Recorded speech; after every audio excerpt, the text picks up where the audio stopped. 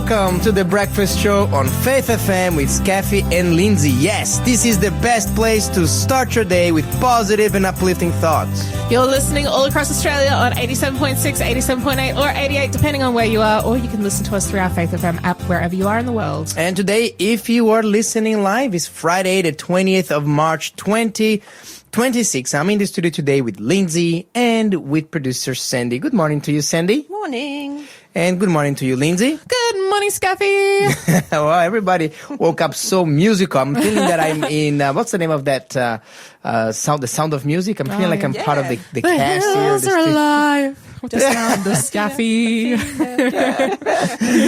That is right. Well, there you go. Thank you very much for the beautiful notes, ladies. Let's start with our gratitudes today.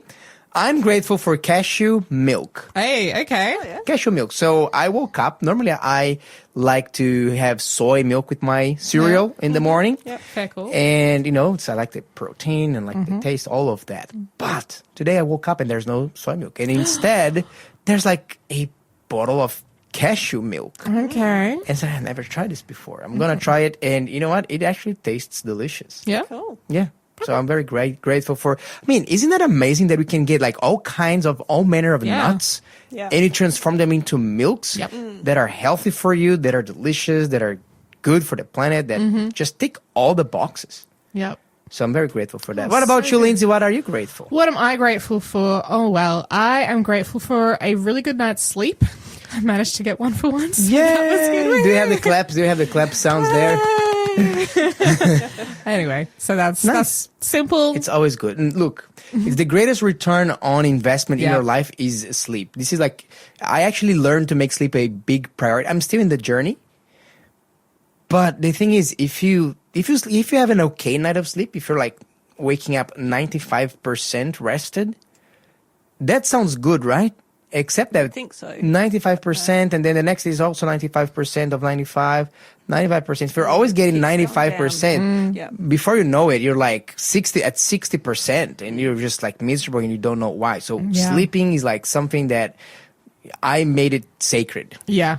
I have been fighting for my sleep in the last few weeks. yes. Just like, It has to be made everyone sacred. go away. I don't want to talk to anyone after 6. So, What about you, Sandy? What are you grateful for? I am grateful for my daughter being able to go on a school trip to Tasmania. She came back on Wednesday night. Wow. But yeah, they went to Tasmania. They were doing this sort of eco-tourism research stuff. So cool. But they climbed Cradle Mountain. Oh, really? And they climbed, what's the other one? I don't know. I don't know. They climbed another one. The and they Overlord Trek? Maybe? Overland track. Maybe. Overland? Yeah, I don't know. But they saw the Southern Lights. Ooh, wow. Really? Yeah. How lucky is The that? Amazing. Aurora Australis. Yes, that's the one. And look, I heard that the Cradle Mountain is not an easy hike to hike up. I heard that it's some pretty difficult places. I don't know. Did she report? Was it? Well, she does Pathfinders, so she does lots of hiking. So she's already. quite So active and she's like piece of cake. Shout out to that's Pathfinders. right. Everyone, you should get your teenagers into Pathfinders. 100%. If you want to know more, text us to 0491064669 and give us the hashtag Pathfinders. That's we'll get right. more info to you. And you know what? Absolutely. Let me tell you this. Active kids are happy kids. They are, yeah. Kids that get involved in nature are happy kids. And speaking of happy kids, we are going to be talking today in our 7 o'clock segment about the World Happiness Index that just popped through. And unfortunately, I don't have positive news about Australia. We have been sliding down significantly Oh, dear. in What a that. surprise. But we're going to be looking more into that later today. You're listening to the Breakfast Show podcast on Faith FM. Positively different. Do you know what? This is my favorite part of the show. It's now time for a quiz question. Quiz time. Because this is where I get to show Skafy who's boss. Okay. All right. Well, let's see. right. Let's see if the data will comply with your wishful thinking. My smack talk first thing in the morning. On your marks. All get right. set. Ready. What does the proverb warn will bite you and poison you like a snake? What does the proverb warn will bite you and poison you like a snake? Scaffy's got it. Oh, Lindsay no. does not, Oh, unfortunately. Lindsay. 0491064669. What does the proverb will warn I'm sorry, my words this morning. What does the proverb warn will bite you and poison you like a snake? Still not there, I'm just Lindsay. guessing. Sorry. Now. All right. 0491064669. What does the proverb warn will bite you and poison you like a I have a snake? bonus quiz question for you, Lindsay. Is it this one? Is it this one? Yes. I got it. We Okay, got it. Lindsay, Third time I lucky. do have a bonus question for you, Lindsay.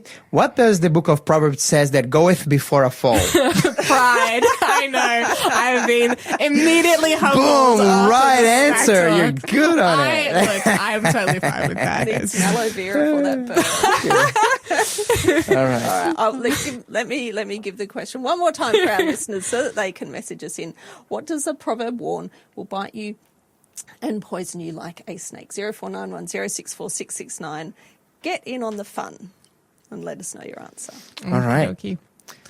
Let's move on to our Bible study today, shall we, Lindsay? Because Let's. we are going to keep looking at the story of Elijah, his encounter with the widow of Zarephath. Yep. Yesterday, we were talking about different ways that God provides for us. And we were trying to imagine here, how exactly did the bowl of flour never fail, or the jar of oil, they were always full. And the Bible doesn't say to us, so it could have been like a supernatural ministry, sort of a supernatural, top up every time. Or it could be that every day God will provide in some way. Well, it literally says that hold on, where is it? Let me find it. We're in 1 Kings chapter 17, verse 14. For thus says the Lord God of Israel, the bin of flour shall not be used up, nor shall the jar of oil run dry. I think it's specifically in this story, like the containers will not be empty. It's not that somebody's popping past with something to share. Yeah. I don't see I that. hear you. Okay. I think this was the supernatural, like... Could be. It could have been. Absolutely. That's definitely a possibility. But sometimes I like to think, if God says to you, Lindsay, your pantry will never run empty. Yeah, okay. There's different ways. Maybe Absolutely. every time that you open up, whoa, where was that granola coming from? Yeah. I definitely did not buy it. And then you close the door and you open again. Oh, where's that corn chips coming from? Look, God can do that. He can. But also he can do that through other means. Yes, he definitely can. But I think in this specific story, that's not what was Okay. happening. But I do That's fair enough. agree But that today, if you are in need and God is providing for you, he can do that in a great variety of ways. I'll tell you about a Absolutely. story that happened with a friend of mine from Fiji. Okay. My good friend Aaron. Shout out Aaron if you're listening to Hi, us. Aaron. And Aaron was telling me that story once, and he was in his apartment and he was having a rough time. He was having a rough time, and he pretty much ran out of money. He was just like working from salary to salary. He was helping his family in Fiji, so the little that he was making, he was sending home. And at some point, he realized, oh wow, I am running out of money. He opened his fridge. And the only thing that came out of it was a little fly. And there's like nothing there. Oh, man. Other than probably like one or two leaves of, lettuce that, the ones that fall behind Yeah. your, in the... They're starting to go moldy and crisping up in the back. Yeah. Like these bits of carrots. They just know how did that ended up here. Yeah. And that was his situation in his fridge. There's absolutely nothing there.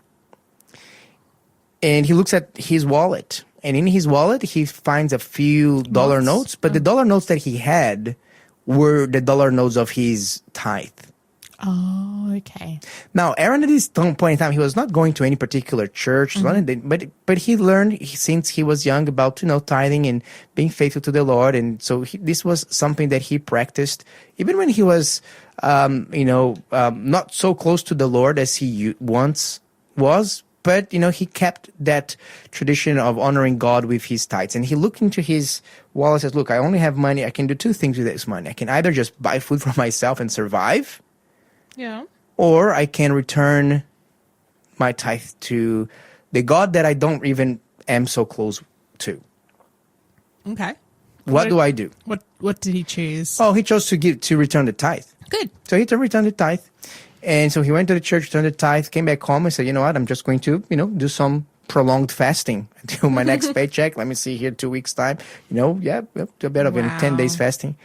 When he comes home, there in the front of his door, there was a supermarket plastic bag Okay. full of food. Now, Aaron did not tell anyone that he was struggling. He didn't tell anyone that he didn't have food. He didn't share his issues with anyone. And all of a sudden, this plastic bag full of grocery shopping appears in front of his door. And he looks into that and says, "Thank you, Jesus," with a teardrop in his eyes. That's amazing. Because this is how God provides for us. God can provide for us in 1,001 ways. And I think that a lot of people have had stories with that. We only don't have more stories than that because we actually are, a lot of times we are blessed with, work and jobs and, provision. God provides in different ways. We sometimes we don't go. But when people go to like the extremes and they're wondering, is God going to remember that I need food to eat and clothes to wear? And the answer is yes, he does. So this is what has been happening with Elijah and the lady, the widow of Zarephath. Now, Lindsay, let's move on. So let's read the next Bible passage here. So we are going to be looking at verse 17 now, please. Okay. So, 1 Kings chapter 17 and verse 17. Yeah. Now it happened after these things that the son of the woman who owned the house became sick, and his sickness was so serious that there was no breath left in him. So she said to Elijah, "What have I to do with you, O man of God? Have you come to me to bring my sin to remembrance and to kill my son?" And he said to her, "Give me your son." So he took... Okay, let's just pause here. Wait a minute. Yeah. What do you think about her reaction, her response, and even her accusation against God / also the prophet of God in that situation here? Because she's like, so her son is dying. Yeah. Actually, he's dead. I mean, the breath is out. He's not breathing. If you're not breathing, yeah, like at least unconscious. Yeah, you're probably coma. dead. And then she comes and says, "Look, what do I have to do with you, O man of God? Why have you come to bring to me my iniquity to remembrance and to put my son to death?" What do you reckon about? What is she saying here? What is she actually believing in her mind? Yeah, look, that's a very interesting thing to get into her head and be like, okay, so first of all, this man of God, this prophet has turned up on her doorstep. And since then, for a while now, she has been miraculously provided with food when she thought she was going to die. So she's been extended grace and, she and her son are able to live, and this guy is just, hanging out with them indefinitely at this point. And then out of the blue, her son gets sick and he's basically died. And I guess a lot of times people have a perspective of God that is very transactional. And we all have maybe not every single person, but a lot of us have a serious sense of when we have done right or wrong. And every person has sinned and fallen short of the glory of God, right? And so I think maybe she's like, "Oh man, I know that I have done bad things in my life to some degree. Maybe this is God finally, punishing me for those sins. Maybe my son is dying because of something bad that I've done before. Maybe this guy has turned up and has just taunted me with giving me a little bit of extra length of life only to turn around and now my son is going to die. Like, what was all of that for? Is this just torment?" That's how I'm seeing this story. What about you? Yeah, that is very interesting, Lindsay. And you mentioned that idea, like, look, my son is being punished because of my sin. God doesn't really operate like that. No, he doesn't. But a lot of us think that. Do you know where the Bible passage where God explicitly says that is? That he doesn't behave like that? Mm-hmm. Ooh, hold Because on. we can say, do you know which Bible passage talks about it? Off the top Or of my which book of head, the Bible? Maybe? Are we thinking Exodus? No. That's a different passage that I'm thinking it's of. a different. It's a different passage. I'm thinking about Ezekiel chapter 18. If you Okay. open up your Bible there with me, Ezekiel chapter 18, and look at verse 20. Ezekiel. Yeah, this is a good verse to 18. highlight in your Bible if you're into highlighting your Bible.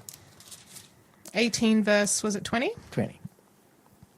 The soul who sins shall die. The son shall not bear the guilt of the father, nor the father bear the guilt of the son. The righteousness of the righteous shall be upon himself, and the wickedness of the wicked shall be upon himself. Yeah.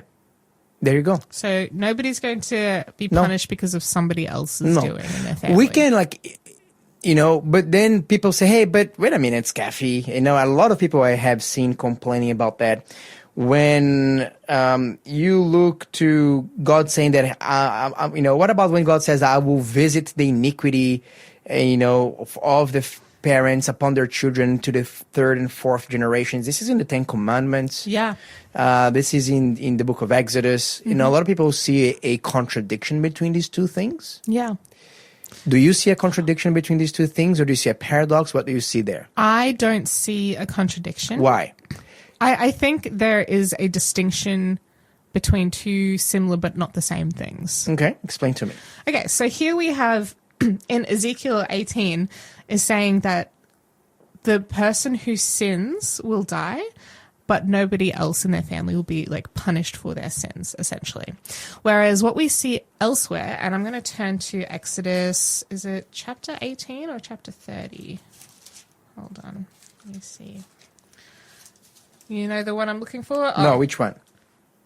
Let me see. I'm always a little bit confused where I left it. I think it might be chapter 30. What are you looking for? The Ten Commandments? No, I am looking for the passage where, oh, here it is. It's verse 33. Let me just find it. Okay.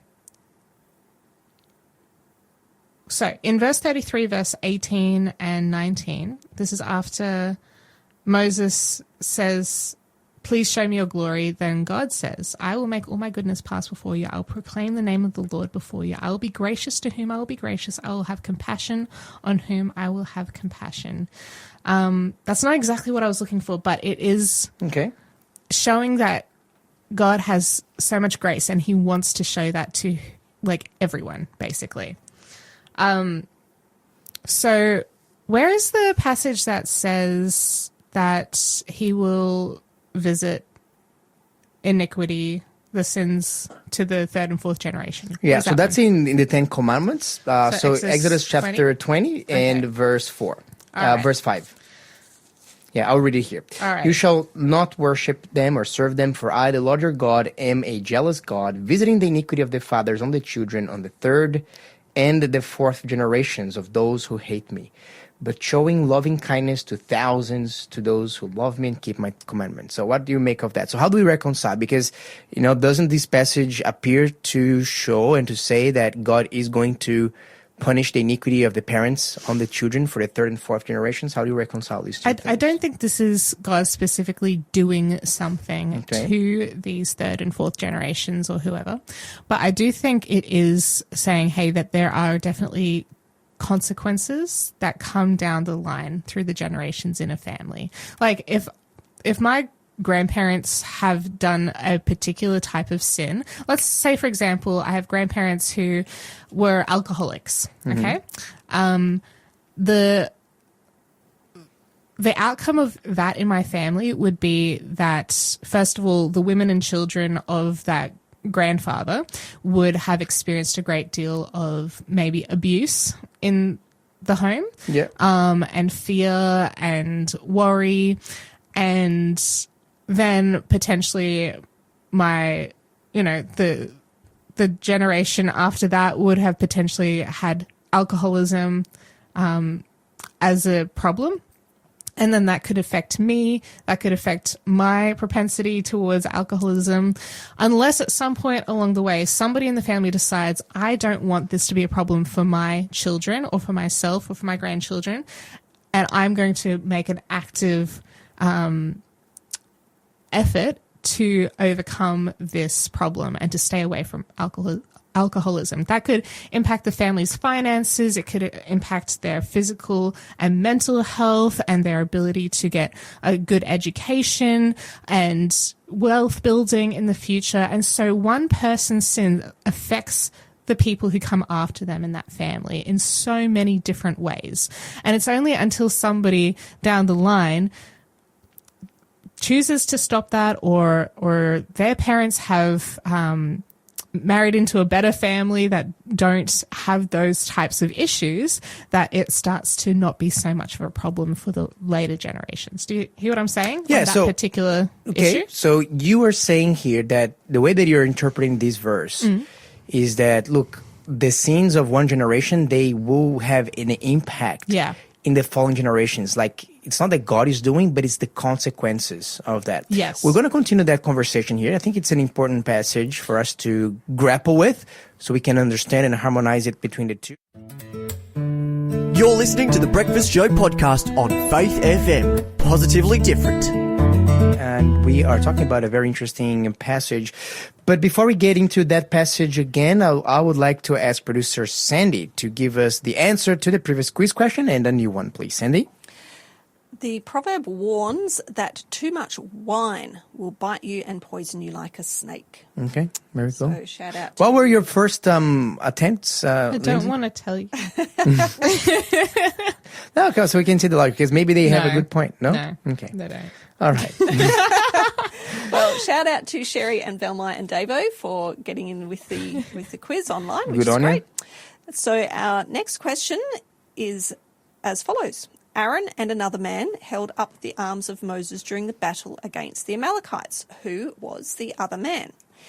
Aaron and another man held up the arms of Moses during the battle against the Amalekites. Who was the other man? Our listeners can check out Exodus 16:12 if they wish. Lindsay and Skafy have correct answers. 0491064669. Send us your answers. Aaron and another man held up the arms of Moses during the battle against the Amalekites. Who was the other man? Exodus 17:12. Yeah, and I really like that passage for various reasons. We may be able to talk about that later. We're talking about visiting and God saying, look, I'm not going to I'm not going to hold accountable or responsible anyone for the sins of any other person other than themselves. So the father will not pay for the sins of the children. The children will not be punished by the sins of their father. But then here we're looking at this apparent contradiction or apparent paradox here, where God says that I'm a jealous God, visiting the iniquity of the fathers on the children, on the third and the fourth generations of those who hate me. So how do we reconcile the two? I think that you were right at the right track there, Lindsay. I think that one element of it, you can say, look, if you have a family when the parents they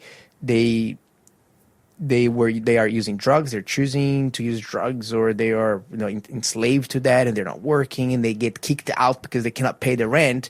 Well, these children are going to suffer homelessness on account of their parents' choice. I saw a video a while ago, and I wasn't able to find it just to check the details, but I remember seeing they actually did a study a while ago about they basically just chose two individuals from about 150 years ago and tracked what happened in their lives and then the lives of their descendants over the years. And so they were both from the exact same town and same age, same sort of, social strata. But then what happened depending on their choices. So one became a pastor and another was some type of criminal. And in their following generations, the descendants of the pastor, there was like heaps of teachers and pastors and lawyers and judges, like really respectable people. Whereas the descendant of the other man who made poor moral choices in his life, his descendants were more criminals and prisoners and prostitutes and people who were just in the lower end of society for one reason or another, based on just the one factor that their father or their grandfather or their great-grandfather had made particular choices, and that actually flowed down into the rest of their life. Yeah, it's an interesting point.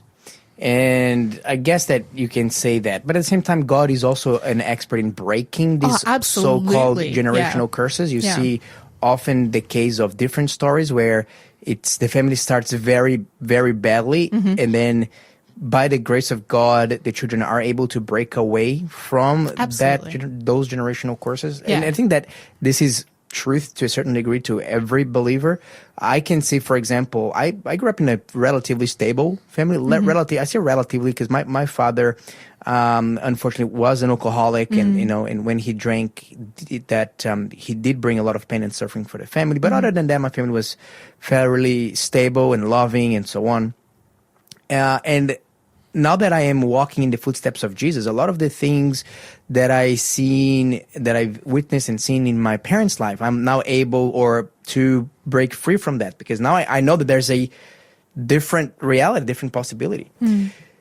Going back to the text here, so there is that element, and you can really go from that element. You can really, it's a very interesting law of cause and consequence. Yeah. Genetics applying to that. So, for example, now we know that we have these things that we call epigenetics. So we have these genes that we turn on and off depending on our lifestyle. Yeah, definitely. So it is an interesting thing because, for example, the things that your grandmother did by the time that she conceived your mother, when your mother was born, she already had all of the ovum. Yes. That she would have for the rest of her life. She already is born with that built in. Yeah. And so she came up with a certain genetic load from your grandmother at a certain point in time, and that was influenced by her grandmother. So depending on your lifestyle, you can turn on and off certain genes. You pass that on, and then you're passing that on to the grandkids. And it's all based on the choices of the grandmother. So what you are today, as far as health-wise, there's a big connection with how your grandmother looked after her own health. When my mum was in my grandmother's womb, half of my genetics were already inside of my grandmother. Exactly. Being grown. So so you can look into that. But I don't think that this passage is pointing to that primarily at all, even though this is absolutely an interpretation. It's part of the picture.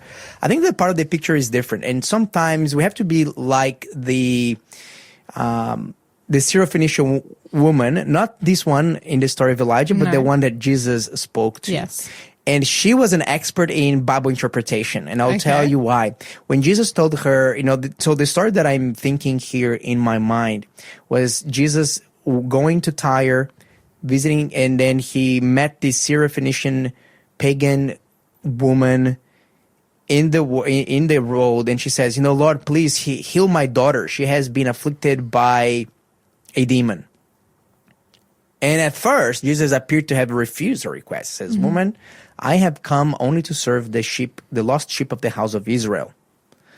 And then she says, but sir, even the little dogs, get the crumbs. Jesus says, do the owner of the house give to the dogs the food that belongs to the children?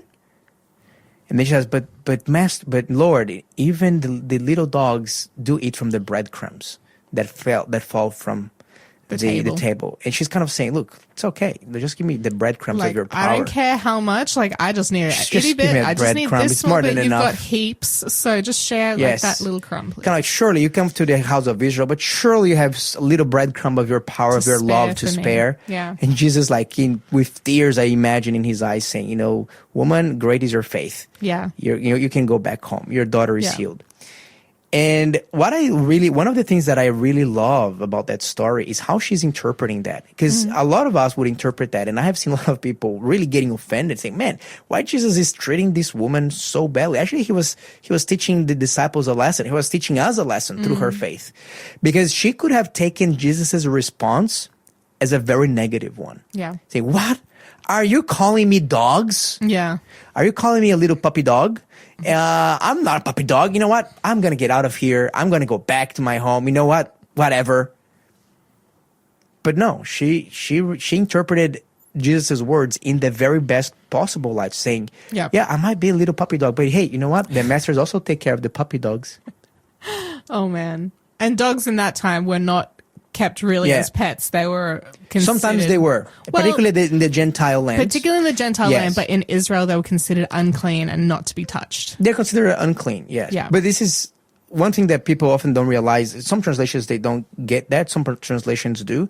Jesus is not calling her a dog. He's actually using the more endearing term, like puppy. Okay, Puppy. So it's not like you're a dog. It's like a puppy dog. sure. There's a. If I get and I apply that to this passage here, I think that we find something quite interesting. Because actually, number one, the word that is translated to visit, it's a tricky word to translate. It's poked. Okay.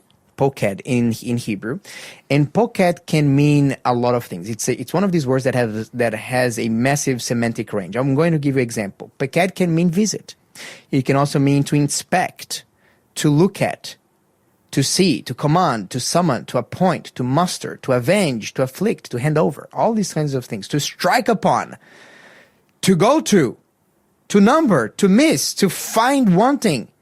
So you see how many different things? To miss, even.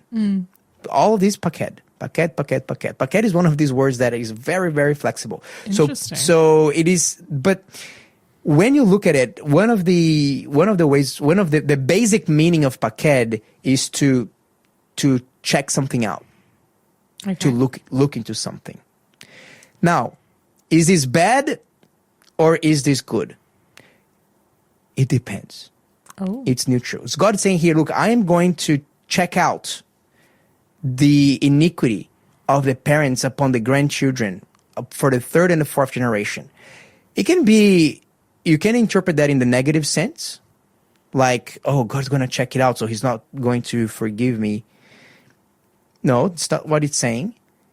It's saying that, look, God is going to look, one of the meanings that I like the most of poked is take care of. Because I'm going to take care of the iniquities in the third and fourth generations. What does that mean? It means that if you're in the third and fourth generation, guess what? I'm taking care of you. Just because your parent has done that, your grandparent has done that, your father has done that, all the generations have done that, guess what? I'm still able to actually take care of your iniquity and heal you and help you out with that. So that's one way you can interpret. The other way you can interpret is that perhaps in the more negative sense, is that some people would be thinking, look, surely, my parent, my grandparent, my great-grandparent, they all did that sin. Nothing happened to them. Well, I might as well give that sin, and maybe God has already overlooked that sin. Maybe it's not something to go, no, I'm actually looking into it. So this passage is so rich. But one thing that it does not say is that I am going to punish. It doesn't use that word. It doesn't have that meaning. This is why there's no incoherence. God's saying, look, each person will be responsible and accountable for their own actions. Period. The father is not going to be paying for the children's sins or vice versa. That being said, yes, the sins of one family member will affect the rest of the family. It's the natural consequence. No, I am not going to overlook just because I was merciful and graceful perhaps in a previous generation does not mean that this is giving you an excuse to keep doing what your parents have been doing. No, I'm going to be counting each generation accountable for their own sins. But at the same time, when God is saying that he's going to visit us, he's going to look after us or take care of, I see this as an invitation of God saying, I'm going to take care of that. If you allow me, if you give your sins to me, I'm going to take care of it. How is God going to take care of it? By forgiving and by giving us power to overcome even the most deeply seated genetic or otherwise learned bad trait of character. So when a lot of people see despair and hope and judgment, I actually look at that and say, no, actually I see mercy and grace and love. Yeah, so good. No, God is so capable of stepping into our, sinful, broken experience in life and injecting a great deal of grace and power in order for us to overcome those propensities and those sins and that temptation that we experience day to day. But you know what? It's interesting. What? Elijah did not try to correct the Phoenician woman's theology here. Yeah. He was not worried about that. And that's what so we're talking about the theology here because I think it's an interesting point. But the point is she's hurt. Yeah. She's hurt. She just lost her scared. child. And one of the things that I learned with the Bible is that when people are going through a period of mourning, of being hurt, It's not the time to have a theological conversation with absolutely, but even more than that, not only is not the time to not have a theological debate / conversation with the person, but we also have to give people some slack. them. Yeah. And also some hope. Yeah. Hope in this case, but definitely some slack. Like don't take them too seriously. Yeah. When people are hurt and they're like, speaking from their hurt, don't take that to heart so seriously. Yeah. One of the reasons is that God did not do that.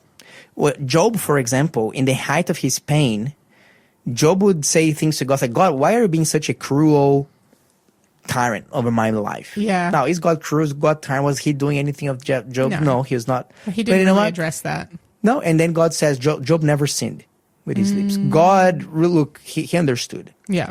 And in the same way, this lady, she was hurt, and she was saying, she was blaming God for her misfortunes. And don't we all sometimes say, God, why me? Why now? What have I done? Have you ever asked yourself this question?